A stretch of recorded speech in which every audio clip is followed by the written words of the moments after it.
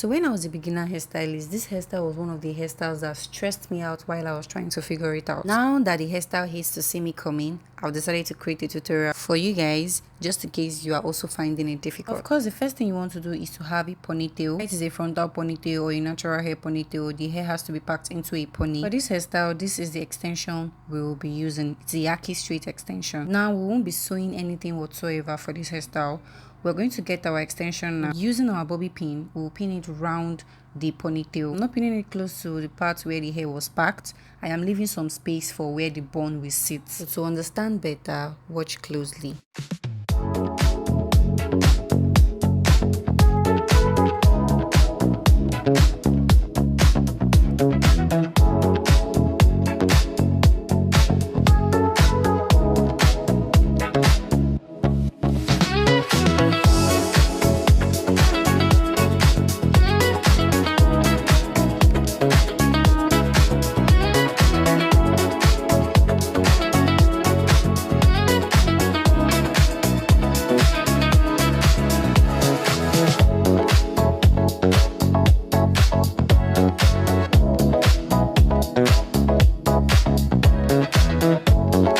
So this is the donut padding we'll be using for this hairstyle. I'm going to go right into pinning it using my bobby pin now.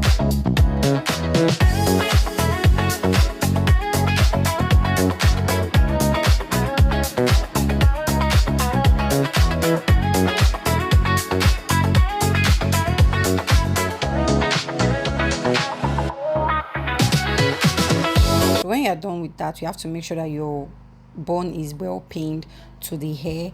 You can even ask your client to move her head back and forth just to be sure that it is solid, although you will always be able to tell when it is solid. Now we'll be taking a section from the hair, we'll detangle it using the tail comb, of course, and wrap that section with an invisible net, which is a very important part of this hairstyle. Now this is the hair net we are working with, and that's what you can see in my hands. Using your bobby pin, of course, you will take your hair net and pin it on that section you have brought out. So I'm sure by now you already know that we work in sections for this particular hairstyle. Now you use the invisible net to cover that particular section you've brought out, and then create your own pattern following the direction the hair is choosing to go while it is inside the net. Now if you're not a creative person, you might find this hairstyle very difficult because your creativity sure does a majority of it, like it gets to kick in while you are trying to pin the rest on the bun.